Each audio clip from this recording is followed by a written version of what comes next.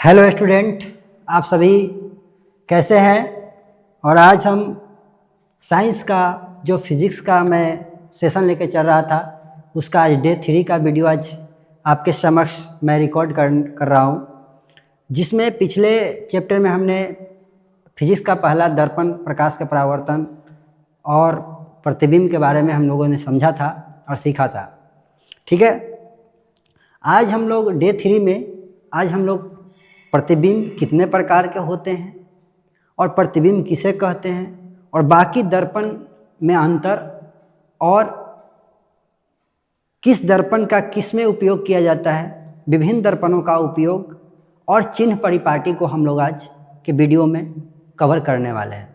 तो साथ में बने रहिए और वीडियो को अंत तक देखिएगा, ठीक है, ताकि एस्केप करेंगे। हो सकता है आपके बहुत सारे इम्पोर्टेंट टॉपिक और पॉइंट छूट जाए जो आपको हमेशा से डाउट में रहे हैं, हमेशा से आपको समझ में नहीं आया है। ठीक है, तो कभी भी वीडियो को आगे एक्सेप्ट ना करें, रेगुलर देखें। अगर पढ़ने के व्यू से अगर वीडियो को देख रहे हैं तो अगर आप केवल वीडियो को केवल थंबनेल देख के वगैरह ऐसे आ गए हैं तो फिर ये आपके लिए वीडियो नहीं होने वाला है। ठीक है, तो जो स्टूडेंट अगर रेगुलर बोर्ड एग्ज़ाम की तैयारी करने वाले हैं या कर रहे हैं तो उनके लिए ये वीडियो हेल्पफुल होने वाला है। आपको बोर्ड की परीक्षा में बहुत मदद मिलेगी इससे। जैसे ही ये चैप्टर कंप्लीट होता है मैं आपको ऑब्जेक्टिव, सब्जेक्टिव और भी जो भी आपका डाउट रहेगा उसको मैं क्लियर करूँगा।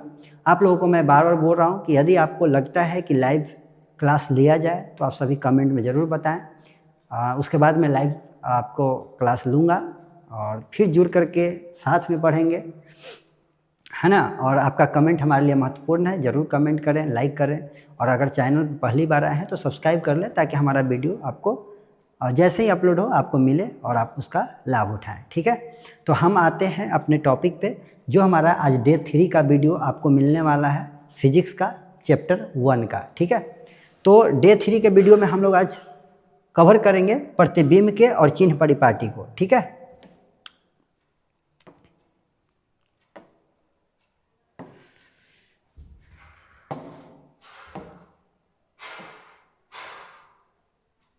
ठीक है, तो देखिए हम लोग आज प्रतिबिंब को समझेंगे।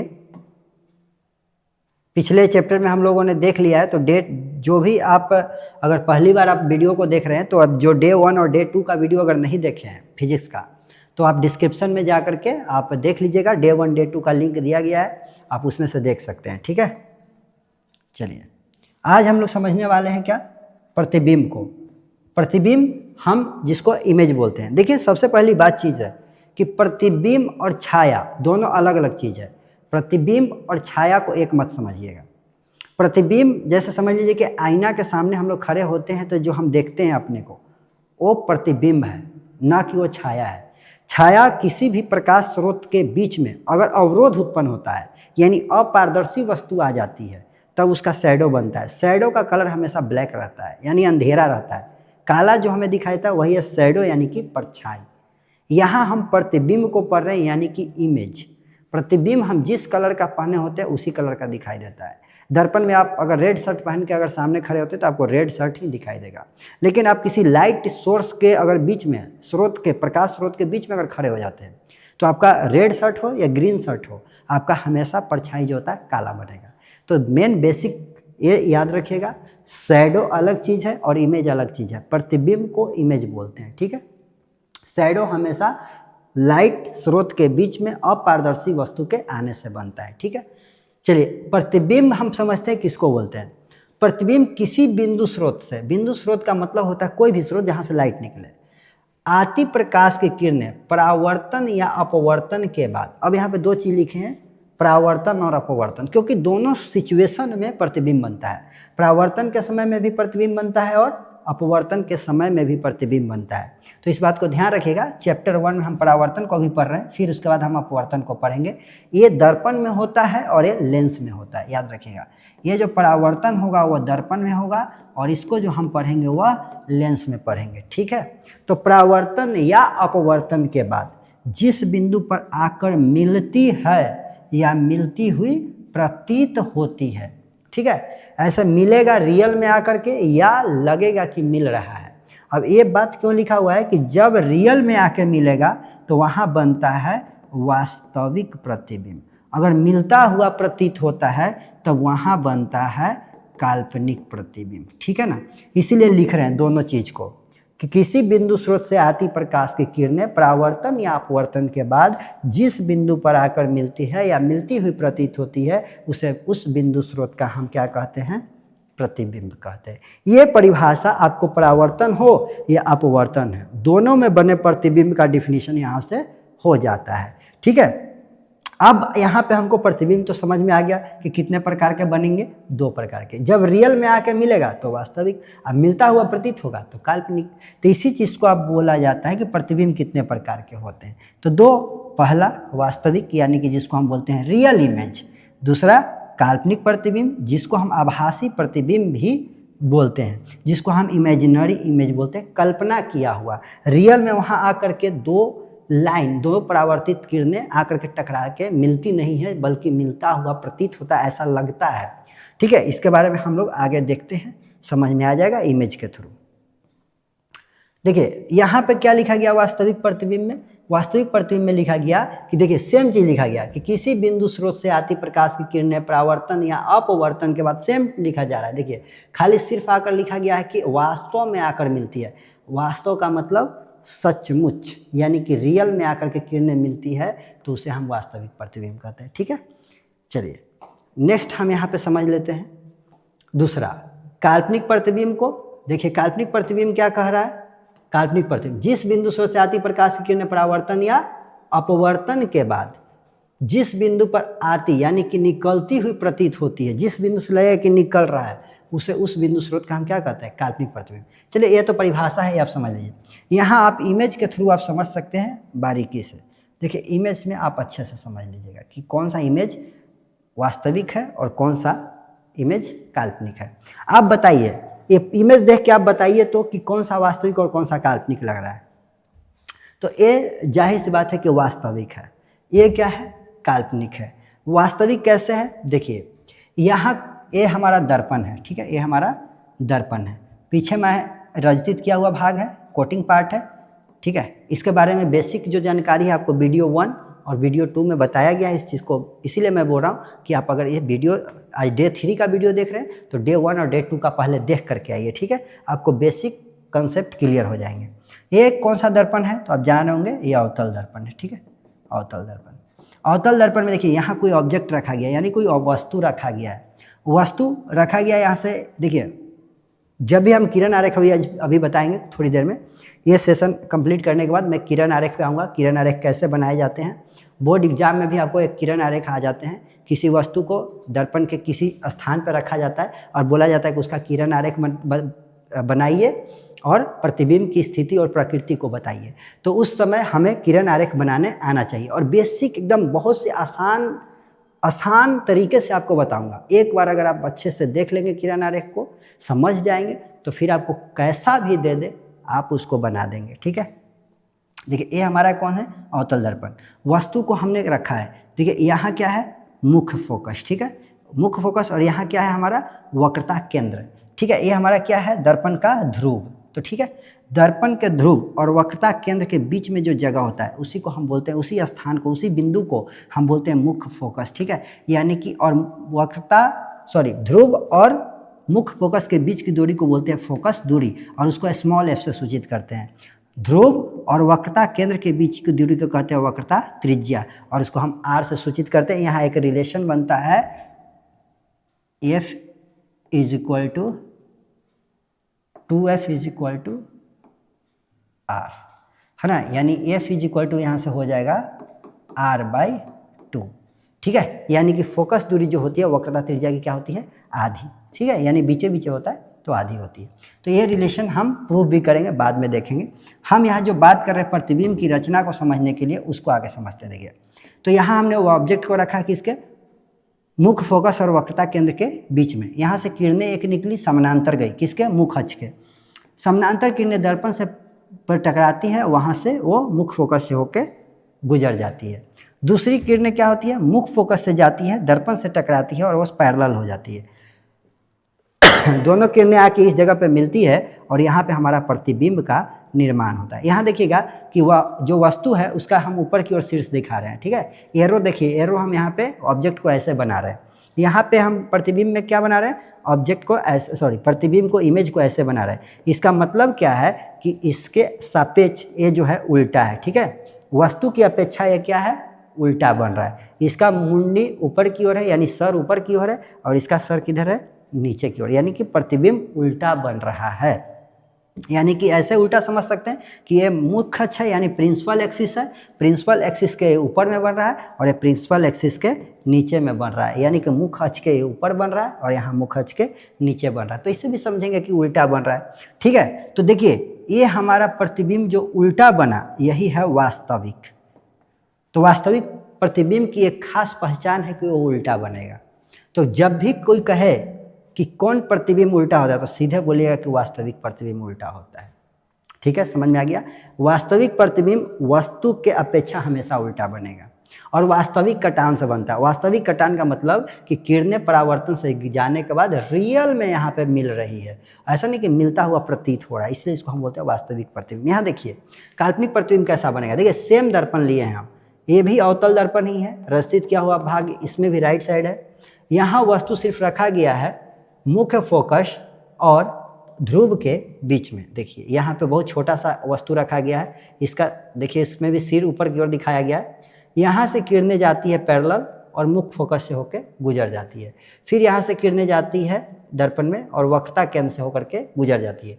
इधर लगता है कि ऐसे किरण को अगर बढ़ाया जाए तो इधर फैलता हुआ प्रतीत होगा, इधर फैलता हुआ मतलब किरणें कितनों आगे की ओर बढ़ा दिया जाए ऐसे, और डिस्टेंस इसके बीच के किरणों के बीच में डिस्टेंस बढ़ता ही जाएगा।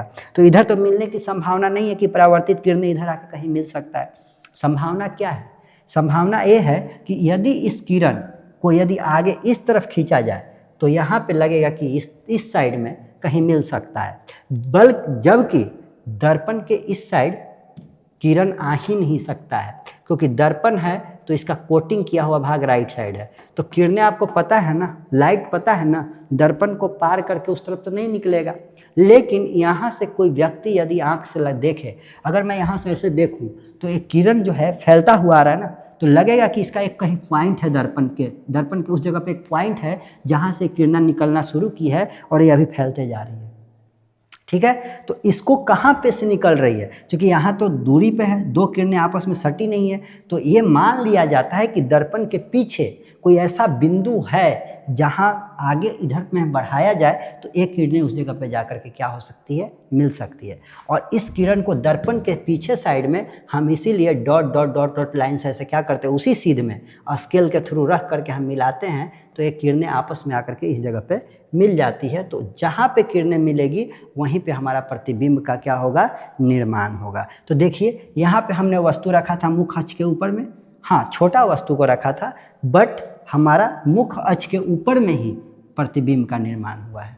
वस्तु छोटा है, प्रतिबिंब बड़ा बना है, लेकिन मुख्य अक्ष के ऊपर ही बना है। यानी काल्पनिक प्रतिबिंब में वस्तु हमेशा कैसे, प्रतिबिंब हमेशा कैसा बनता है, सीधा बनता है। ये बात ध्यान रखा। अब बात है कि इसमें हमारा दर्पण में जिधर वस्तु रखे थे, दर्पण के बाईं ओर रखे थे, कलाई किया हुआ साइड में तो नहीं, जिधर हमारा परावर्तक सतह है उधर ही वस्तु है। अब प्रतिबिंब भी हमारा किधर बन रहा है, परावर्तक सतह के तरफ ही बन रहा है। लेकिन यहाँ क्या हो रहा है, वस्तु हमने रखा किधर, परावर्तक सतह की तरफ, प्रतिबिंब किधर बन रहा है, कलाई किया हुआ साइड में। तो देखिए ये दर्पण के पीछे इसको बोला जाता है कि दर्पण के पीछे, और ये दर्पण के सामने। तो देखिए काल्पनिक प्रतिबिंब में क्या होता है, जिधर वस्तु रहता है वो साइड में प्रतिबिंब नहीं बनता है, उसके अपोजिट साइड में प्रतिबिंब बनता है। वास्तविक प्रतिबिंब में क्या होता है, जिधर वस्तु रहता है उधर ही प्रतिबिंब बनता है। और एक और क्या है वास्तविक प्रतिबिंब की पहचान, वस्तु अगर मुख्य अक्ष के ऊपर रखे गए हैं तो प्रतिबिंब मुख्य अक्ष के नीचे बनेगा, उल्टा बनेगा। अगर यहाँ काल्पनिक प्रतिबिंब का क्या पहचान है, वस्तु अगर मुख्य अक्ष के ऊपर है तो प्रतिबिंब ही मुख्य अक्ष के ऊपर ही बनेगा। तो बहुत सारे सिंपल चीज़ें हैं, ठीक है। तो समझ में आ गया बात वास्तविक प्रतिबिंब और काल्पनिक प्रतिबिंब में। यहाँ पे रियल लाइन तो ये हुआ, ये कभी नहीं मिलेगा, रियल लाइन नहीं मिल रहा है इसलिए रियल इमेज नहीं बन रहा है। यहाँ रियल लाइन मिल रहा है इसलिए रियल इमेज बन रहा है। यहाँ पे ए डॉटेड लाइन को दिखाया गया क्योंकि ये रियल लाइन है ही नहीं, क्योंकि रियल लाइन, रियल किरण जो है दर्पण को पार ही नहीं कर सकता है, तो इसलिए यहाँ पे इमेजिनरी इमेज की रचना होती है। ठीक है, इसके बारे में हम लोग देखिए, हमारे आँखों में जो होता है ना, वास्तविक प्रतिबिंब बनता है रेटिना पर।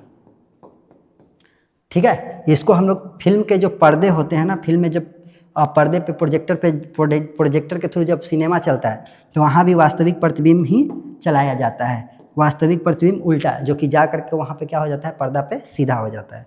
चलिए उसके बारे में हम लोग बाद में बात करेंगे अगले चैप्टर में। यहाँ देखिए हमारा अंतर दिया गया है, वास्तविक प्रतिबिंब और काल्पनिक प्रतिबिंब में अंतर। ठीक है, तो देखिए आप लोग अगर कुछ कंसर्न होता है, कुछ डाउट्स होते हैं तो आप मुझको कमेंट में लिखिए। मैं आपको क्लास के दौरान या अगले सेशन में मैं आपके डाउट को क्लियर करने का प्रयास करूंगा। और वीडियो अगर अच्छा लगता है, पढ़ाई अच्छे से समझ में आती है तो कृपया लाइक करें और कमेंट ज़रूर करें। ठीक है, और यदि आप इसका नोट्स, इसका क्वेश्चन चाहिए, आपको PDF चाहिए, तो आप मोबाइल एप्लीकेशन इंस्टॉल कर लीजिएगा, वहाँ आपको फ्री में आपको अवेलेबल है। चलिए देखिए, अभी हमारा क्या है, वास्तविक प्रतिबिंब और काल्पनिक प्रतिबिंब में अंतर। देखिए वास्तविक प्रतिबिंब हमारा क्या कहता है, यह किरणों के वास्तविक कटान से बनता है, बात सही है। यह किरणों के क्या है, काल्पनिक कटान से बनता है। दूसरा अंतर क्या है, यह प्रतिबिंब हमेशा याद रखिएगा, वास्तविक प्रतिबिंब हमेशा, इसकी पहचान है ये उल्टा होगा। इसका पहचान क्या है, ये हमेशा सीधा होगा, कभी कभी नहीं, ऑलवेज। काल्पनिक मतलब सीधा प्रतिबिंब, वास्तविक मतलब उल्टा प्रतिबिंब, ये याद कर लीजिएगा एकदम। तीसरा क्या है, इस प्रतिबिंब को हम किस पे प्राप्त करते हैं, पर्दा पे। पर्दा का मतलब कैमरा का पर्दा हो, जैसे कैमरे के फिल्म होते थे, पहले रील वाले फ़ोटो खिंचाते थे ना, एक निगेटिव निकलता था जिसको साफ़ कराया जाता था। तो पुराने समय में, ज़माने में जो कैमरा होते थे जिसमें रील डाला जाता था, अभी तो डिजिटल कैमरा आ गए हैं, सीधे वो कंप्यूटर में लगा करके इमेज निकाल लिए जाते हैं। तो जो रील वाले कैमरे होते थे, वो जो कैमरे में जो रील लगते थे ना, वो एक प्रकार के पर्दे की तरह काम करता था। तो उस पर्दे पे ना उल्टा ही प्रतिबिंब बनता था। जैसे हमारे आँख भी है तो कैमरा की तरह है, जैसे हमारे आँख के रेटिना जो है वह रील की तरह है, उस आँख के रेटिना पे ना उल्टा इमेज छपता है। अगर किसी वस्तु को आप सीधा देख रहे हैं ना, तो वो जाकर रेटिना पे ऐसे छपेगा। ठीक है, तो ये हमारा उल्टा इमेज में बनता है। तो पर्दे पर प्राप्त कौन सा प्रतिबिंब किया जाता है, वास्तविक। और पर्दे पर प्राप्त कौन नहीं होता है, काल्पनिक। और हमारा चौथा अंतर क्या है, यह दर्पण के सामने, आपको बताया, यानी कि परावर्तक सतह की तरफ, यानी जिधर वस्तु रखेंगे उधर ही बनेगा।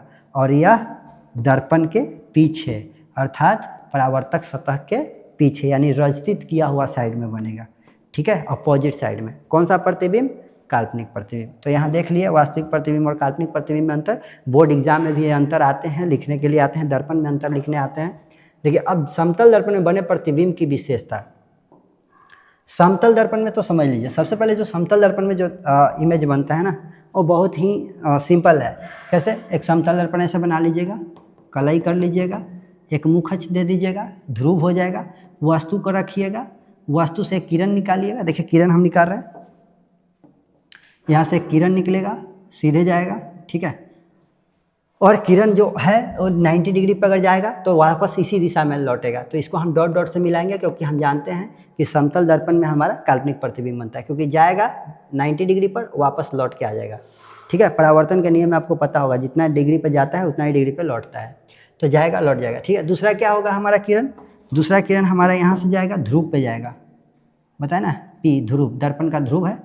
तो जितना आई एंगल यहाँ बनेगा तो आर एंगल से रिफ्लेक्ट करेगा, तो ऐसे जाएगा और इधर से क्या कर जाएगा, आर एंगल से, बराबर एंगल से रिफ्लेक्ट कर जाएगा। तो हमारा तो इमेज रियल में तो कटा नहीं, पीला वाला लाइन और ब्लू वाला लाइन एक दूसरे को काट नहीं रहा है कहीं पे, वो जिधर गया वो वापस उसी की तरफ चला गया। इसको अगर पीछे की तरफ मान लेते हैं कि लौट गया, तो देखिए फिर भी नहीं कटेगा। तो नहीं कटेगा तो फिर यहाँ पे हमारा कौन सा प्रतिबिंब बनेगा, काल्पनिक। कैसे, दर्पण के पीछे साइड में बढ़ाया जाएगा। तो बढ़ाते हैं, इसको तो बढ़ा दिए, देखिए येलो वाला को तो बढ़ा दिए इधर, अब ब्लू वाला लाइन को उसी सीध में बढ़ाते हैं। तो देखिए हम स्केल रख के भी अगर बढ़ाएं तो ऐसे बढ़ेगा। ठीक है, इसको हम डॉट डॉट लाइन से मिला देते हैं। देखिए डॉट डॉट लाइन से ऐसे मिलाएंगे और यहाँ हम इसी सीध में इसको बढ़ाते हैं, देखिए। ठीक है, ये मुख अच्छा हो गया मेरा। तो अब देखिए कि यहाँ पे हमारा जो है ना, यहाँ पे हमारा लाइन एक दूसरे को काट रहा है, तो यहाँ पे देखिए हमारा प्रतिबिंब बनेगा। तो अगर हमारा AB अगर वस्तु था, देखिए ए डैश और बी डैश हमारा क्या बना, प्रतिबिंब बना। अब यहाँ पे एक चीज़ होता है कि समतल दर्पण में प्रतिबिंब जो होता है दर्पण से जितना दूरी पर रहेगा, मान लीजिए कि आपको 1 मीटर की दूरी पर वस्तु रखे थे आप दर्पण से, तो प्रतिबिंब इधर भी 1 मीटर की दूरी पर बनेगा। ठीक है, कितना दूरी पर बनेगा, 1 मीटर की दूरी पर बनेगा। तो कभी कभी समतल दर्पण में एक क्वेश्चन पूछा जाता है कि अगर समतल दर्पण के सामने 1 मीटर की दूरी पर कोई वस्तु रखी गई है तो वस्तु और प्रतिबिंब के बीच में दूरी होगी।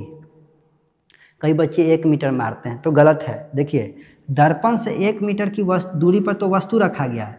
अब क्वेश्चन क्या पूछ रहा है, वस्तु से प्रतिबिंब की दूरी पूछ रहा है, इसको डिस्टेंस पूछ रहा है। बताइए तो अब कितना हो जाएगा, दर्पण से 1 मीटर वस्तु इधर और 1 मीटर प्रतिबिंब उधर, तो 1 और 1 कितना हो गया, आपको 2 मीटर की दूरी पर आपको वस्तु और प्रतिबिंब के बीच में दूरी हो जाएगा। हाँ, ये दोनों बराबर रहते हैं, जितना दर्पण से वस्तु की दूरी होगी उतना ही दर्पण से प्रतिबिंब की दूरी होगी। और साथ ही साथ जो वस्तु की ऊंचाई होगी, यानी अगर 4 फीट का कोई व्यक्ति है तो उसका हाइट इधर प्रतिबिंब भी 4 फीट का ही बनेगा। माने वस्तु की जो ऊंचाई होती है वह प्रतिबिंब के ऊंचाई के बराबर होती है। साथ ही साथ दर्पण से जो वस्तु की दूरी होती है वही दर्पण से प्रतिबिंब की भी दूरी होती है। तो यहाँ ध्यान रखिएगा, ये समतल दर्पण में होता है।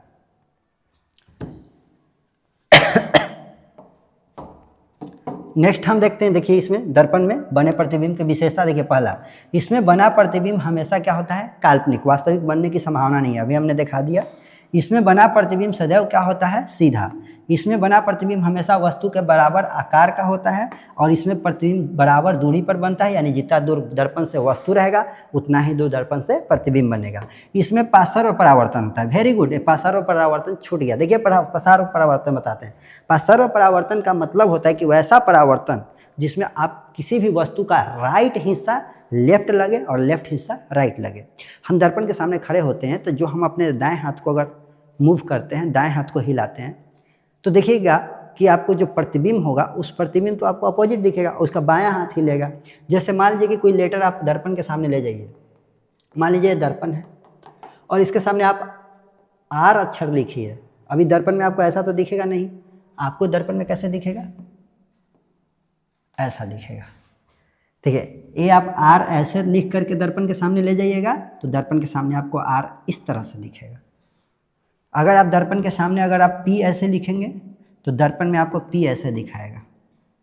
ठीक है, तो अगर आप किसी तरह के कोई भी अक्षर को अगर उल्टा आप लिखते हैं, अगर आपको राम देखना है तो आप राम ऐसे लिखना होगा आपको, और इस राम को अगर आप इमेज आप देखेंगे दर्पण के सामने तो आपको कैसा दिखेगा, देखिए। तो अगर देखिए इसीलिए आपको परावर्तन में पसर्व हो ही जाता है। तो इसीलिए आप देखते होंगे कि गाड़ी के साइड मिरर में जो लगे होते हैं और उत्तल दर्पण, तो एम्बुलेंस जो गाड़ी होती है ना, एम्बुलेंस में ऐसे एम्बुलेंस नहीं लिखा होता है, एम्बुलेंस में उल्टा लिखा होता है। आप देखेंगे तो AMBULANCE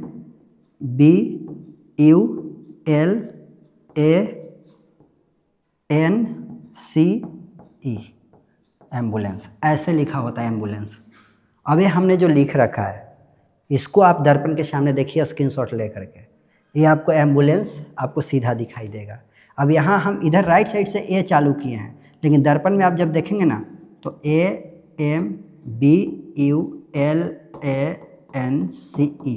इस तरह के आपको दिखाएगा। जब इस पार्ट को आप दर्पण में देखेंगे तो ये राइट वाला जो ए है यहाँ लेफ्ट हो जाएगा, ठीक है, और सीधा होते चला जाएगा। ठीक है, तो इस चीज़ को देख लीजिएगा। इसीलिए गाड़ी में जो एम्बुलेंस होता है उसमें ऐसे लिखा होता है आगे में, ताकि आगे में कोई गाड़ी जा रही है और पीछे से इसका सायरन बज रहा है तो गाड़ी ड्राइवर जो होगा अपने गाड़ी के साइड मिरर में ऐसे देखेगा कि कौन गाड़ी है। ठीक है, तो गाड़ी में ऐसे वो देख लेगा एम्बुलेंस, तो ये लिखा हुआ उससे दिखाई दे देगा। लेकिन दुख की बात यह है कि हमारे यहाँ के ड्राइवर जो हैं कम पढ़े लिखे हैं या नहीं भी पढ़े लिखे होते हैं, तो उनको इंग्लिश कहाँ से समझ में आएगी, ठीक से तो हिंदी नहीं पढ़ पाते हैं। इसीलिए हमारे यहाँ सड़क दुर्घटनाएं ज़्यादा होती है। और ये तो गवर्नमेंट का रूल है कि ऐसे लिखना है, लेकिन गवर्नमेंट का रूल तो बहुत सारी चीज़ें, लेकिन फॉलो कौन करता है? अगर फॉलो नहीं करता तो एक्सीडेंट नहीं होता। तो ये गाड़ी के साइड मिरर में एम्बुलेंस को इस तरह से देखने के लिए बनाया गया कि ड्राइवर देख लेगा, पढ़ लेगा। अब हमारे यहाँ के कौन सा ड्राइवर इंग्लिश पढ़ लेता है? पढ़ा लिखा, वो बोलेगा कि इंग्लिश से पढ़ना जानते तो ड्राइवरी करते हैं। यानी हमारे यहाँ ड्राइवरी करने का मतलब होता है ना पढ़ा लिखा होना। यानी अगर कोई पढ़ा लिखा इंसान अगर ड्राइवरिंग करेगा तो उसको लोग मजाक उड़ाएंगे कि पढ़ लिख के देखो ये गाड़ी चला रहा है, ड्राइविंग कर रहा है। तो हमारे यहाँ एक अनएम्प्लॉयमेंट यानी बेरोजगारी का सबसे बड़ा एक रीज़न ये भी है कि हम भले खाने को ना मिले लेकिन प्रतिष्ठा बहुत है, इज्जत बचा कर रखना है। और गरीबों के पास तो कुछ नहीं होता है, केवल इज्जत होता है। तो इस बात को ध्यान रखना है हमें कि एम्बुलेंस और बाकी अगर दूसरे देशों में जाइए तो वहाँ हम देखते हैं तो बहुत पढ़े लिखे लोग भी ड्राइविंग करते हैं। अगर वो रेलवे का ड्राइवर हो तो सम्मान मिलेगा, अगर वो टेम्पू का ड्राइवर है तो सम्मान नहीं मिलेगा। बल्कि दोनों ड्राइवर ही हैं। कोई हवाई जहाज़ का ड्राइवर है वो भी ड्राइवर है लेकिन उसको अलग से रिस्पेक्ट मिलता है। तो आप क्या चला रहे हैं, कहाँ बैठे हुए हैं, इस पर डिपेंड करता है। लेकिन हर कोई तो ड्राइवर ही है, हर कोई पायलट ही कहलाएगा, चाहे वो पायलट बस का हो या टेम्पू का हो, किसी का भी पायलट हो। पायलट और को पायलट ही होता है अंग्रेजी के लिए शब्द। ठीक है, चलिए ठीक है, उसके लिए मैं बात नहीं करूँगा। अभी देखिए हम लोग दर्पण के बारे में बात करते हैं। दर्पण यहाँ पे हमारा देखिए, हमने दर्पण पढ़ लिया है, उत्तल दर्पण और अवतल दर्पण। अभी हम ये दोनों दर्पणों में अंतर को समझेंगे। देखिए उत्तल दर्पण और अवतल दर्पण में अंतर, बारी बारी से दर्पण के अंतर को समझेंगे। यह दर्पण परावर्तक सतह कैसा होता है, उभड़ा हुआ, यानी कि उठा हुआ होता है, पता ही है आपको, ये उठा हुआ रहेगा। और इस दर्पण का परावर्तक सतह अंदर की ओर धंसा हुआ। ठीक है, तो ये परावर्तक सतह अंदर की ओर धंसा हुआ रहेगा। इसमें हमेशा देखिए कैसा प्रतिबिंब बनेगा, उत्तल में हमेशा काल्पनिक प्रतिबिंब ही बनता है, आभासी। और काल्पनिक प्रतिबिंब का विशेषता है कि वो सीधा होगा। अगर गाड़ी के साइड मिरर में उत्तल दर्पण लगा रहे हैं, अगर उत्तल जगह के अवतल लगा दिया जाए तो क्या होगा कि कभी गाड़ी दूर होगा तो उल्टा नजर आएगा, यानी उसके रोड ऊपर और गाड़ी का जो टायर है वो ऊपर और उल्टा, मतलब शीशा नीचे ऐसा दिखाई देगा। तो फिर नज़दीक अगर वो गाड़ी आ जाए तो फिर सीधा हो जाएगा। तो इसीलिए अवतल दर्पण में अलग अलग प्रतिबिंब बनते हैं, वास्तविक भी बनते हैं और काल्पनिक भी बनते हैं, यानी उल्टा भी बनता है और सीधा भी। इसीलिए अवतल दर्पण का उपयोग नहीं किया जाता है गाड़ी के साइड मिरर में। लेकिन उत्तल दर्पण एक बहुत अच्छा है कि ये हमेशा काल्पनिक बनाता है। हमेशा काल्पनिक बनाने का फ़ायदा ये होता है कि गाड़ी अगर पीछे में शीशे में देख रहे हैं, अगर गाड़ी बहुत पीछे भी है तो सीधा दिखेगा, नज़दीक भी आ गया है तो सीधा ही दिखेगा। तो यहाँ सवाल ये उठता है कि ठीक है, हमेशा सीधा बनाता है उत्तल दर्पण प्रतिबिंब, इसलिए उसके साइड मिरर में यूज करते हैं, तो क्यों ना समतल दर्पण का उपयोग किया जाए। समतल दर्पण भी तो हमेशा का आभासी प्रतिबिंब बनाता है, हमेशा काल्पनिक प्रतिबिंब बनाता है। तो ये बिल्कुल राइट आपका सवाल है और आप सोच भी अच्छे रहे।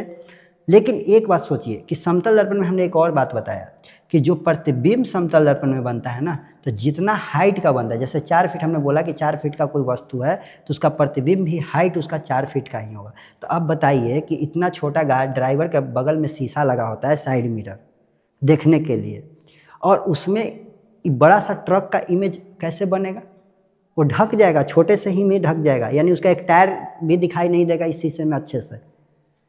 तो इसीलिए जो हम लोग यूज़ करते हैं ना, वो उत्तल दर्पण का यूज़ करते हैं, उठा हुआ दर्पण का यूज़ करते हैं। हल्का उठा हुआ होता है, आपको पता नहीं चलता है, लेकिन आप देखेंगे तो पता चलेगा। ठीक है, तो उठा हुआ हल्का होता है, कर्व होता है। अब इसमें क्या होता है कि कितना बड़ा भी वस्तु आप इसके सामने रखेंगे उसका छोटा इमेज बनाएगा, उसके अपेक्षा छोटा बनाएगा। तो इससे क्या होता है कि इस दर्पण में जो ड्राइवर के सामने में जो दर्पण लगा होता है उसमें दिखाई दे देता है पूरी तरह से। बड़ा ट्रक भी रहेगा तो उस दर्पण में आपको पूरा विजिबल हो जाता है, पूरी दिखाई देता है। साथ ही साथ उसका विस्तृत क्षेत्र भी बनता है, यानी रोड को ऐसे चौड़ा करके देखता है। ठीक है, एंगल उसका बढ़ जाता है, ऐसा नहीं कि ऐसे सीधा ही दिखाई देगा, खाली रोड ही उसको दिखाई देगा, रोड के अगल बगल वाला चार्ट भी दिखाई देते हैं, ऐसे एंगल तिरछा भागता है उसका। अगर ऐसे उत्तल दर्पण है ना तो उसका ऐसे जाएगा क्षेत्र ऐसे। तो देखिए पीछे में रोड ऐसे है तो उसका अगल बगल का चार्ट भी, एरिया भी बढ़ जाता है, इसको बोलते हैं विस्तृत क्षेत्र। तो इस कारण से उत्तल दर्पण का उपयोग किया जाता है गाड़ी के साइड मिरर में। समतल का भी यूज कर सकते थे, लेकिन केवल सीधा होने से नहीं, उसके लिए विस्तृत क्षेत्र और छोटा प्रतिबिंब का बनना भी जरूरी था, जो कि उत्तल दर्पण में हमें मिल जाता है। तो समझ गए होंगे। अगर सवाल आता है कि गाड़ी के साइड मिरर में उत्तल दर्पण का उपयोग क्यों किया जाता है, तो उसका जवाब यही लिखिएगा कि उत्तल दर्पण में सबसे पहली बात कि हमेशा काल्पनिक प्रतिबिंब बनना है, और दूसरी चीज़ कि हमेशा वस्तु के अपेक्षा सीधा प्रतिबिंब बनता है, और तीसरी बात कि वस्तु से छोटा प्रतिबिंब बनता है, और चौथी बात कि जो उसका उत्तल दर्पण में जो होता है वह विस्तृत क्षेत्र बनाता है, यानी विस्तृत क्षेत्र दिखाई पड़ता है। ठीक है, इसीलिए इन सभी खूबियों के कारण उत्तल दर्पण का उपयोग गाड़ी के साइड मिरर में करते हैं। ठीक है, उम्मीद करते हैं कि आपको समझ में आया होगा। चलिए, और वेरी वेरी इंपॉर्टेंट एक क्वेश्चन है कि उत्तल दर्पण का उपयोग गाड़ी के साइड मिरर में क्यों करते हैं। देखिए, तो ठीक है, ये समझ गए। इसमें देखिए, आभासी और वास्तविक दोनों बनता है, यानी काल्पनिक और वास्तविक दोनों बनता है। इसलिए कभी वस्तु सीधा, प्रतिबिंब कभी सीधा बन जाएगा, कभी आपको प्रतिबिंब उल्टा बन जाएगा, जिस कारण से गड़बड़ियाँ उत्पन्न हो जाएगी। इसमें बना प्रतिबिंब सदैव वस्तु के अपेक्षा क्या होता है, छोटा। इसमें छोटा भी बन सकता है, बड़ा भी बन सकता है और वस्तु के बराबर भी बन सकता है। इसे हम अपसारी दर्पण के नाम से जानते हैं और इसको हम अभिसारी दर्पण के नाम से जानते हैं। अपसारी इसलिए कि जो भी उत्तल दर्पण में लाइट आता है वो फैल जाता है। समानांतर आने वाला लाइट क्या होता है, फैल जाता है। अवतल दर्पण में क्या होता है कि समानांतर आने वाला लाइट जो होता है एक जगह पर आके फोकसित हो जाता है। ठीक है, तो अलग अलग दिशाओं से एक जगह बिंदु पर आके मिलने वाले को हम अभिसारी कहते हैं और अलग अलग दिशाओं से आकर के फैलने वाले लाइट को हम क्या बोलते हैं, अपसारी। तो ठीक है, इसलिए हम इसको अभिसारी और अपसारी बोलते हैं। तो उत्तल दर्पण को हम अपसारी बोलते हैं और अवतल दर्पण को हम अभिसारी बोलते हैं। ये भी इम्पोर्टेंट है, इसको भी ध्यान रखिएगा।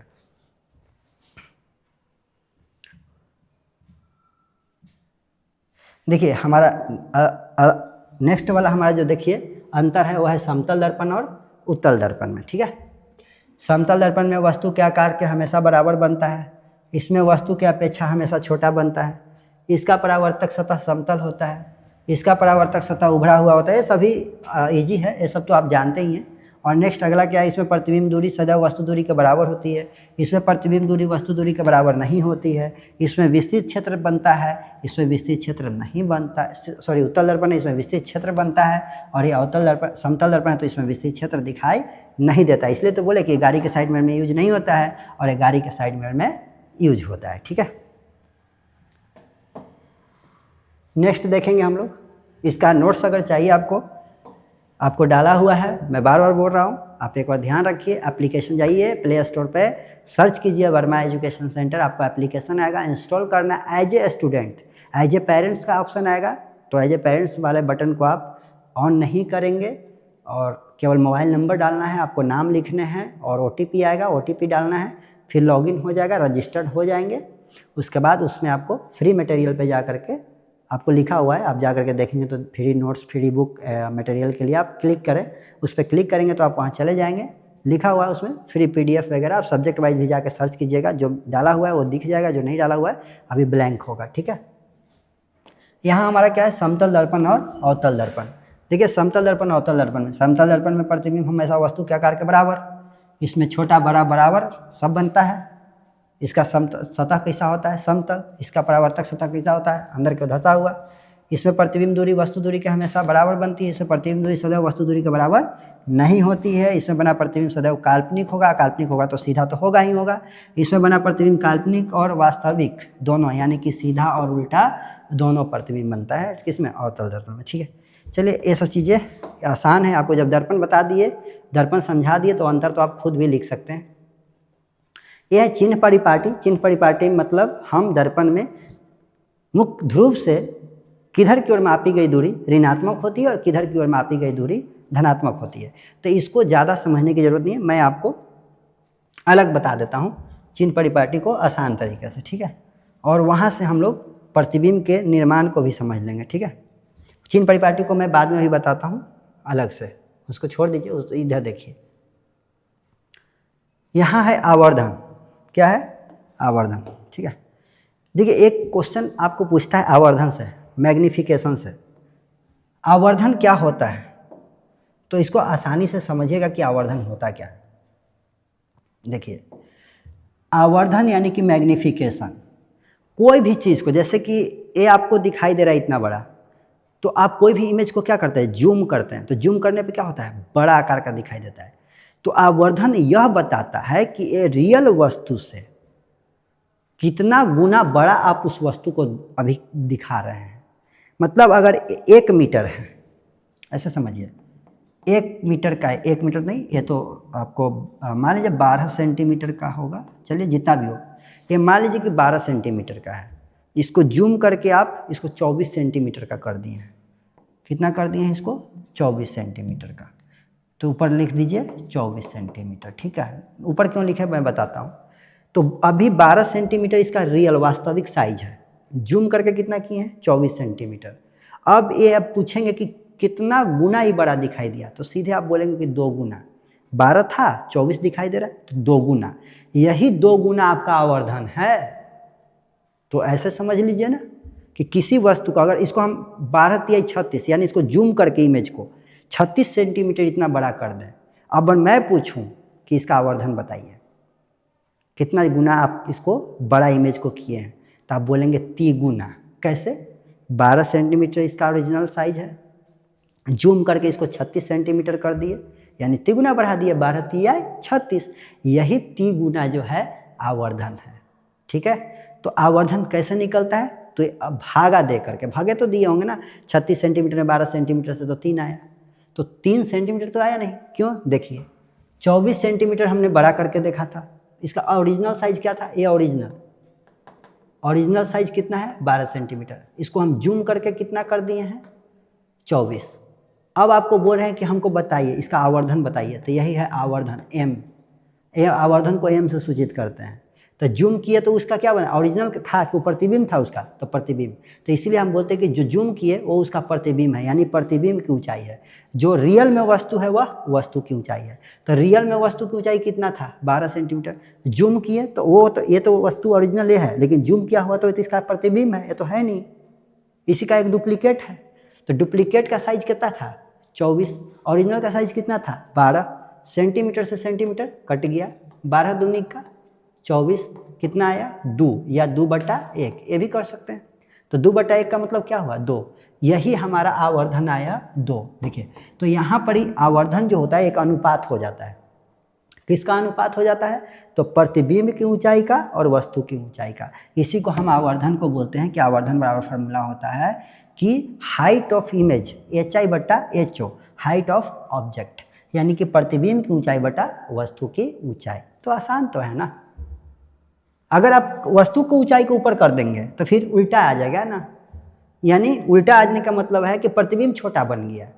अगर हम इसको वस्तु को ऊपर कर दें, यानी कि 12 सेंटीमीटर को ऊपर कर दें, 24 सेंटीमीटर को नीचे कर दें, सेंटीमीटर सेंटीमीटर कट जाएगा, 12 दूनी का 24, यानी कि आवर्धन आ जाएगा आपका 1/2, यानी कि m का मान आ जाएगा 0.5।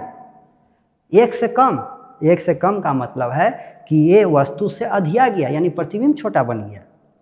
तो इसकी तुलना हम करते हैं, इसलिए प्रतिबिंब को जानने के लिए प्रतिबिंब को ऊपर रखते हैं। अगर वस्तु को जानना है तो वस्तु ऊपर रखेंगे, तो यानी वस्तु प्रतिबिंब से इतना छोटा है। तो यही चीज़ तो हुआ, या तो प्रतिबिंब दुगना हो जाए या वस्तु छोटा हो जाए। तो हम ऐसे नहीं निकालते, प्रतिबिंब को ऊपर करके प्रतिबिंब की स्थिति को जानते हैं, इसीलिए हम सीधा सा आवर्धन का फार्मूला लगाते हैं, प्रतिबिंब की ऊंचाई बटे वस्तु की ऊंचाई। इससे पता चलता है कि वस्तु के सापेक्ष, यानी वस्तु के तुलना में प्रतिबिंब कितना गुना बड़ा है या कितना गुना छोटा है। अगर ये मान 1 से छोटा आ जाए, 1 से कम आ जाए आवर्धन, आपको एग्जाम में पूछ भी देता है कि यदि आवर्धन 1 से कम है, यानी ऐसे लिखेगा, यानी कि आवर्धन को m से सूचित करते हैं, तो m इज लेस देन 1, तो इसका मतलब क्या हुआ? आवर्धन 1 से छोटा है, 1 से कम है, इसका अर्थ क्या हुआ? तो आप इसका अर्थ यही लिखिएगा कि प्रतिबिंब जो है, प्रतिबिंब का जो आकार है वस्तु की आकार से जो है छोटा है, यानी प्रतिबिंब का आकार जो है वस्तु के आकार से छोटा है, यानी कम है। देखिए ये लेस देन का सिंबल है, तो यानी प्रतिबिंब का आकार वस्तु के आकार से छोटा हो जाएगा जब m का मान 1 से कम होगा। यानी आवर्धन का मान यदि बोल दे कि ग्रेटर देन 1 है, m का मान यानी आवर्धन का मान 1 से अधिक है, तब के इसका अर्थ क्या है? इसका अर्थ है कि प्रतिबिंब का आकार जो है वस्तु के आकार से बड़ा है। अगर बोल दे कि m is equal to 1, 3 situation कि m का मान आवर्धन का मान 1 है, इसका अर्थ क्या हुआ? इसका अर्थ यही हुआ कि अगर ऊपर 24 है तो नीचे 24 है, तो 24 कट गया, सेंटीमीटर सेंटीमीटर कट गया, 1 आया। m का मान 1 कब आएगा? जब वस्तु का हाइट वस्तु के हाइट के बराबर होगा। तो m का मान 1 है, यानी आवर्धन 1 है, इसका अर्थ क्या हुआ? इसका अर्थ यह होगा कि वस्तु का आकार और प्रतिबिंब का आकार दोनों बराबर है। और यह स्थिति कब उत्पन्न होता है? तो समतल दर्पण में किस में? तो समतल दर्पण में। आपको बतेबे किए कि समतल दर्पण में जो होता है जितना बड़ा प्रतिबिंब होता है उतना ही बड़ा वस्तु होता है, यानी जितना बड़ा वस्तु उतना बड़ा प्रतिबिंब, और जितना दूर पर वस्तु उतना ही दूर पर प्रतिबिंब। तो डिवाइड कीजिए ना, एक ही तो आएगा ना कट के। अगर 10 मीटर की दूरी पर है तो 10 मीटर की दूरी पर प्रतिबिंब बना, तो 10/10 1। अगर इस 4 फीट का कोई है, 4 फीट का प्रतिबिंब, 4 फीट बटे 4 फीट, फीट से फीट कट गया, 4 से 4 1।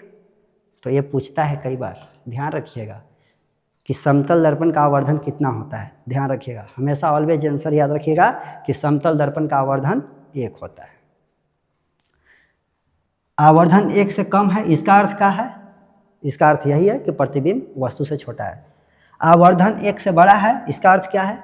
कि प्रतिबिंब वस्तु से बड़ा है। तो इस बात को ध्यान रखिएगा, तीनों सिचुएशन को। m is less than 1, m is greater than 1 और m इज इक्वल टू 1। ठीक है, उम्मीद करते हैं कि आपको समझ में आया होगा। अगर नहीं आया है तो आप कमेंट में ज़रूर करके बताइए कि कहाँ डाउट है, क्या प्रॉब्लम है, या और भी कंसर्न है, या कोई सवाल है आपका मन में तो ज़रूर बताएं। ठीक है, घबराना नहीं है, सिर्फ बोर्ड एग्ज़ाम से डरना नहीं है। हम आपके साथ हैं और हमारे जैसे बहुत सारे टीचर आपके साथ हैं, आपके सहयोग के लिए तैयार हैं। तो बोर्ड एग्ज़ाम की तैयारी बिल्कुल फ्रेश होकर कीजिए, डरने घबराने की ज़रूरत नहीं है। जितना सहयोग चाहिए आप हमें कमेंट में ज़रूर बताएं, हम आपको सहयोग देने के लिए तैयार हैं। ठीक है, बशर्ते में आपसे एक सहयोग चाहिए कि अगर वीडियो पसंद आता है तो लाइक कर दे, दोस्तों को शेयर कर दे, जिनको ज़रूरत है उनके पास मेरा वीडियो पहुंच जाए। ठीक है, इसके लिए और कुछ नहीं आपसे चाहिए। ठीक है, क्योंकि हम लोग मेहनत करते हैं, निस्वार्थ भाव से मेहनत कर रहे हैं। इतने सारे हम लोग सेटअप लगा के हम लोग मेहनत करते हैं आप लोग के लिए। आपसे ऐसे यूट्यूब पे थोड़े ना पैसा मांगा जाता है। ठीक है, तो आपसे क्या मांगा जाता है? सिर्फ आपका एक लाइक, कमेंट, शेयर, ये सब मांगा जाता है। ठीक है, ऐसे अच्छा तो नहीं लगता है कि आप लाइक कीजिए, आपको पसंद आता है तो आप खुद करेंगे, ये तो अलग चीज़ें हैं। ठीक है, हम उसके बारे में बात नहीं करते हैं ज़्यादा, अच्छा भी नहीं लगता है। लेकिन कई दोस्त लोग हैं वो बोलते हैं कि नहीं, वो वीडियो के दौरान बोलना है, लाइक करना है, ऐसे बोलना है। हमें तो भूल भी जाते हैं, बोलना होता है कि ऐसा लाइक करना है, शेयर करना है, ऐसा बोलना। तो लेकिन क्या करें, तो हम एक जो वीडियो के नीचे चल रहा है उसी में हमने लिख दिया क्या उससे। ठीक है, हमको ठीक नहीं लगता है वो सब चीज़ें। ठीक है, ये देखिए आपको यहाँ पे दिया हुआ है उपयोग, उत्तल दर्पण का उपयोग, यूज ऑफ कॉन्वेक्स मिरर। तो गाड़ी के साइड मिरर में चौक चौराहों पर दृश्य दर्पण के रूप में।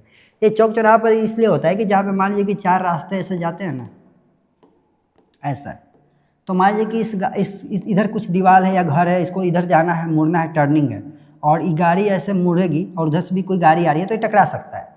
तो इसके लिए क्या किया जाता है, चौक चौराहों पर एक मिरर लगा दिया जाता है। ऐसे यहाँ पे कोई बीच में एक गोल सा मिरर लगा दिया जाता है और ये इस एंगल पे लगा दिया जाता है, ताकि इधर से भी वस्तु आते हुए इसमें दिखाई दे और इधर से भी जाता हुआ व्यक्ति को इस साइड का दिखाई दे और इधर वाला व्यक्ति को इस साइड दिखा दे। यानी इस एंगल पे सेट कर दिया जाता है उत्तल दर्पण को, ताकि ये जब इधर में दर्पण पे ताके तो इधर का रोड उधर की ओर दिखाई दे, तो ये देख ले कि कोई गाड़ी नहीं आ रहा है तो ये गाड़ी ऐसे टर्न कर ले। ठीक है, तो ये चौक चौराहा पर अगर टकराहट ना हो, टकराए ना, इसके लिए लगा दिया जाता है। ठीक है, चलिए आगे क्या है, अवतल दर्पण। अवतल दर्पण का उपयोग क्या है? तो पहला हजामती दर्पण के रूप में, यानी कि ब्यूटी पार्लर में या सैलून वगैरह में, ताकि अवतल दर्पण में एक स्थिति होती है जब इमेज को ध्रुव और मुख्य फोकस के बीच रखा जाता है तो प्रतिबिंब बड़ा बनता है और सीधा बनता है। तो इसीलिए उसका ब्यूटी पार्लर में या हजामती दर्पण में, सैलून वगैरह में किया जाता है। साथ ही साथ दांत, गला, कान, नाक के इलाज में भी अवतल दर्पण का उपयोग किया जाता है। छोटे से औजार होते हैं डेंटिस्ट के पास, वो इस तरह के, और यहाँ पे थोड़ा सा मुड़ा हुआ रहता है और यहाँ पे इसमें अवतल दर्पण लगा होता है। ठीक है, और ये थोड़ा सा ऐसा डंटा होता है, ये मुंह खोल करके उसके अंदर ऐसे डालता है, वो चेक करे, वो इसी में देखता है। डॉक्टर इस दर्पण में देख लेता है कि क्योंकि खोड़हर किधर है, सड़ा हुआ किधर है, क्योंकि मुंह तो इतना बड़ा नहीं है कि डॉक्टर उसमें मुंडी घुसा कर से ताके झाँके किधर सड़ा हुआ है, पीछे से थोड़े देख सकता है। तो उसको मुंह खोल के इसको डालता है और उस इंस्ट्रूमेंट में वो दर्पण लगा होता है, उस दर्पण में वो क्या करता है, देख लेता है, और दांत के पीछे में अगर खोड़हर होता है, सड़ा हुआ होता है, तो उसको वो वहाँ से फाइंड आउट कर लेता है। ठीक है, तो उसके लिए डेंटिस्ट के पास ये होता है। गला में भी वैसे ही डाल के चेक करता है। अब तो इससे भी अत्याधुनिक अब आ गए हैं मशीन, अब वो सब देखने की क्या ज़रूरत है। अब ऐसे पूरा लेज़र लाइट को डाल देता है, पूरा आहार नाल में डाल देगा आपको, और पूरे लेज़र लाइट के थ्रू आपको पूरे आहार नाल में हर जगह कैमरा लगा हुआ है, उसको बड़ा सा डिस्प्ले में वो देखते देखते पूरा चला जाता है, ठीक है। जहाँ तक देखना है वहाँ तक वो देख सकता है। शायद आई थिंक उसको एंडोस्कोपिक कहा जाता है, क्योंकि मेडिकल के बारे में, इंस्ट्रूमेंट के बारे में ज़्यादा जानकारी नहीं है, बट कभी कभी सुनने को मिला है। तो एंडोस्कोपिक शायद उसको बोलते हैं। एंडोस्कोपिक में एक कैमरा लगा हुआ होता है, वो पूरे बॉडी के अंदर में जिस ऑर्गन को देखना होता है उसके अंदर तक पहुंचा दिया जाता है, और बड़े से डिस्प्ले में उसके इंटरनल पार्ट को, आंतरिक भाग को देखा जाता है। तो अब ये सब चीज़ें पहले के था, अब तो एक से एक आ गए हैं। कान, नाक, ये सब जगह पे चिकित्सीय जांच में किया जाता है। और तीसरा है सूक्ष्मदर्शी में भी अवतल दर्पण का उपयोग किया जाता है परावर्तक के रूप में। सूक्ष्मदर्शी देखे होंगे तो उसके नीचे में लगा होता है, जिस पे लाइट आता है तो टकरा के वापस लेंस में जाता है। हाँ, देखने में लेंस का यूज होता है, लेकिन लाइट को परावर्तित करने में अवतल ही लगा होता है। साथ ही साथ सौर कुकर में अवतल दर्पण का उपयोग किया जाता है। गाड़ी के हेडलाइट में, जो आगे हेडलाइट, देखिए साइड मिरर नहीं लिखा हुआ है, हेडलाइट। हेडलाइट का मतलब गाड़ी के आगे में जो रात को चलने के लिए जो लाइट जलाया जाता है रोड को देखने के लिए, तो वहाँ पे इस तरह का होता है, इसमें बल्ब लगे होते हैं बीच में। तो ये जो होता है ना, तो ये हमारा हेडलाइट होता है। और हेडलाइट में परावर्तक के रूप में, कि लाइट जले तो इसमें लाइट टकराएगा और फिर फोकस ऐसे निकलेगा, तो इसलिए गाड़ी दूर तक फोकस मारता है, क्योंकि वो पीछे में, वो जो पीछे का होता है हिस्सा, वह अवतल होता है, ठीक है। टॉर्च वगैरह में भी होता है। टॉर्च में उसको कटोरी बोला जाता है। टॉर्च में जो लगा होता है इसको कटोरी बोला जाता है, कटोरी, ठीक है। तो हमारा परावर्तक के रूप में यूज होता है गाड़ी के साइड मिरर में भी और टॉर्च वगैरह में भी, ठीक है। साइड मिरर की मैं बात नहीं कर रहा हूँ, हेडलाइट की बात कर रहा हूँ, ध्यान रखिएगा। देखिए, हमारे वस्तुनिष्ठ प्रश्न हैं और इसके बहुत सारे आपको आंसर भी मिल जाते हैं, तो साथ साथ हम कवर करते चलेंगे। देखिए, कुछ समतल दर्पण में बना प्रतिबिंब कैसा होता है, तो आभासी अर्थात काल्पनिक। किस दर्पण का उपयोग गाड़ी के साइड मिरर में होता है, तो उत्तल दर्पण का, ठीक है। आप इतने सारे ऑब्जेक्टिव देख रहे हैं, ये सभी ऑब्जेक्टिव आपको मिलने वाले हैं बिल्कुल फ्री। इसके लिए आपको प्ले स्टोर पर जा करके आपको एप्लीकेशन इंस्टॉल करना है। तो पहला हमारा सवाल है, समतल दर्पण में बने प्रतिबिंब कैसा होता है, तो आप जान रहे हैं आभासी और काल्पनिक। किस दर्पण का उपयोग गाड़ी के साइड मिरर में होता है, उत्तल। गाड़ी के हेडलाइट में परावर्तक के रूप में किस दर्पण का उपयोग होता है, अवतल। काल्पनिक प्रतिबिंब कैसा होता है, हमेशा सीधा। प्रकाश के परावर्तन के कितने नियम हैं, 2। दाढ़ी बनाने में किस दर्पण का उपयोग होता है, अवतल दर्पण। अवतल दर्पण के सामने वस्तु कहाँ रखी जाएगी, प्रतिबिंब वस्तु के बराबर आकार का बनेगा, तो वक्रता केंद्र पर। सौर कुकर में किसका इस्तेमाल किया जाता है, तो अवतल दर्पण का। किस दर्पण को अब अभिसारी दर्पण कहते हैं, तो अवतल दर्पण को। किस दर्पण को अपसारी दर्पण कहते हैं, तो उत्तल दर्पण को। तो इतने सारे, बहुत सारे आपको ऑब्जेक्टिव इस तरह से कराए जाएंगे कि आपको एक भी परीक्षा में छूटने वाला नहीं है, ठीक है। ये आप देख रहे हैं ना, बहुत सारे हैं, इंपॉर्टेंट दिया गया है। पहले देखिए, ये जो चैनल था ये मौर्या क्लासेस पटना के नाम से था। अभी जो एप्लीकेशन बन गया, तो आपका एप्लीकेशन और इसका नाम दोनों सेम ही कर दिया गया। आप देख रहे होंगे नोट्स पे ये लिखा हुआ है, तो ऐसा मत सोचिएगा, ये दोनों अलग अलग है। कभी कभी आपको कोई वीडियो में आपको ये मिल जाएगा, कभी कभी ये मिल जाएगा, ठीक है। देखिए, दर्पण सूत्र पर आधारित सवाल हैं, इधर न्यूमेरिकल है, तो इसको भी आपको कराया जाएगा, ठीक है। तो आप सबसे पहले ज़रूरी है कि आप कमेंट करके हमें ज़रूर बताइए कि आपको वीडियो कैसा लगता है और आज का सेशन कैसा रहा। आपको अगर कोई डाउट है, कोई प्रॉब्लम है, ठीक है, तो आपको अगर किसी तरह की परेशानी है तो आप ज़रूर बताइएगा, और हम अगले वीडियो में आप लोगों को प्रतिबिंब के स्थिति को बनाएंगे, दर्पण के में विभिन्न दूरियों पर रख करके वस्तु को, और प्रतिबिंब के बनाने के लिए किरण आरेख आपको बताएंगे कि कैसे हम किरण आरेख बनाते हैं। दे देता है कि यदि अवतल दर्पण में वस्तु वक्रता केंद्र और मुख्य फोकस के बीच है, तो प्रतिबिंब का आकार, स्थान और प्रकृति बताइए, और साथ ही साथ किरण आरेख बनाइए, तो इसका भी आ जाता है, ठीक है। तो आप उस चीज़ को भी देख लीजिएगा, तो हम उसको भी आपको सेशन लेकर के डे 4 के वीडियो में आपको उसको कंप्लीट कराएंगे, ठीक है। तो इसका बात का आप ध्यान रखिएगा। फिर हम मिलते हैं अगले वीडियो में, क्योंकि गला सूख जाता है, पानी की रिक्वायरमेंट हो जाती है, और एक तो कि दिन भर क्लास लेना पड़ता है ऑफलाइन, फिर आपके लिए स्पेशल रिकॉर्ड करना पड़ता है, क्योंकि ऑफलाइन के साथ साथ ऑनलाइन पढ़ा पाना थोड़ा मुश्किल होता है और वीडियो बोरिंग हो सकता है, तो इसलिए आपके लिए स्पेशल आपको रिकॉर्ड करना पड़ता है। तो अपना प्यार ज़रूर दें, और लाइक ज़रूर दें, थम्स अप करें, है ना, और फिर मिलते हैं आपको नेक्स्ट सेशन में। तब तक के लिए अपना ख्याल रखिए, सुरक्षित रहिए और अच्छे से परीक्षा की तैयारी कीजिए। ठीक है, थैंक यू।